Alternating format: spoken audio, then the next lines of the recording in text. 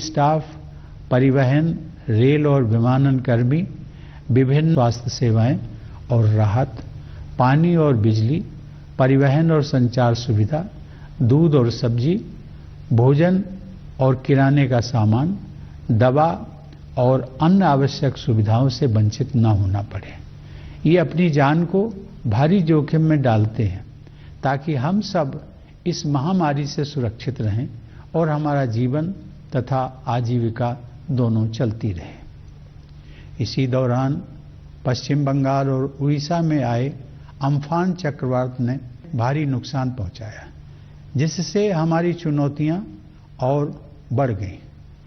इस आपदा के दौरान जानमाल की क्षति को कम करने में आपदा प्रबंधन दलों, केंद्र और राज्य की एजेंसियों तथा सजग नागरिकों के एकजुट प्रयासों से काफी मदद मिली। पूर्वोत्तर और पूर्वी राज्यों में देशवासियों को बाढ़ के प्रकोप का सामना करना पड़ रहा है। इस तरह की आपदाओं के बीच समाज के सभी वर्गों के लोग एकजुट होकर संकटग्रस्त लोगों की मदद करने के लिए आगे आ रहे हैं। प्यारे देशवासियों, इस महामारी का सबसे कठोर प्रहार गरीबों और रोजाना आजीविका कमाने वालों पर हुआ है।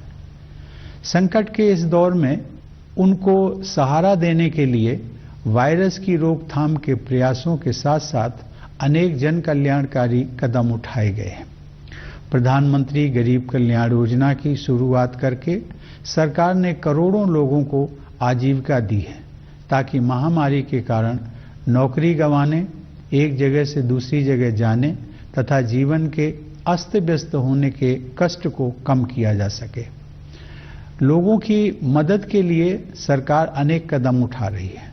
इन प्रयासों में कारपोरेट सेक्टर, सिविल सोसाइटी और नागरिकों का भरपूर सहयोग मिल रहा है। किसी भी परिवार को भूखा न रहना पड़े, इसके लिए जरूरतमंद लोगों को मुफ्त अनाज दिया जा रहा है।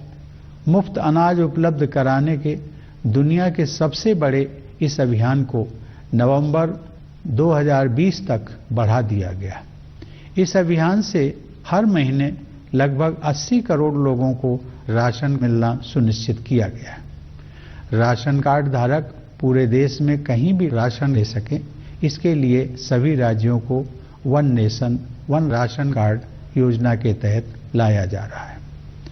दुनिया में कहीं पर भी मुसीबत में फंसे हमारे लोगों की मदद करने के लिए प्रतिबद्ध सरकार द्वारा वंदे भारत मिशन के तहत 10 लाख से अधिक भारतीयों को स्वदेश वापस लाया गया है।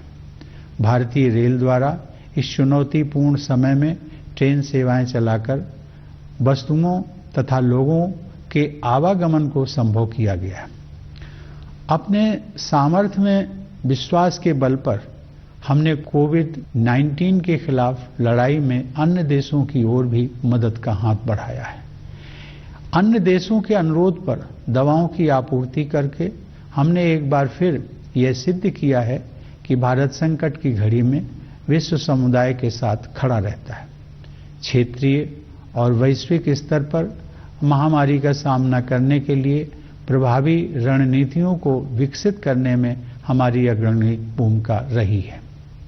संयुक्त राष्ट्र सुरक्षा परिषद की अस्थायी सदस्यता के लिए हाल ही में संपन्न चुनाव में मिला भारी समर्थन भारत के प्रति व्यापक अंतर्राष्ट्रीय सद्भावना का प्रमाण है। भारत की यह परंपरा रही है कि हम केवल अपने लिए नहीं जीते हैं, बल्कि पूरे विश्व के कल्याण की भावना के साथ कार्य करते हैं। भारत की आत्मनिर्भरता का अर्थ स्वयं सक्षम होना है, दुनिया से अलगाव या दूरी बनाना नहीं।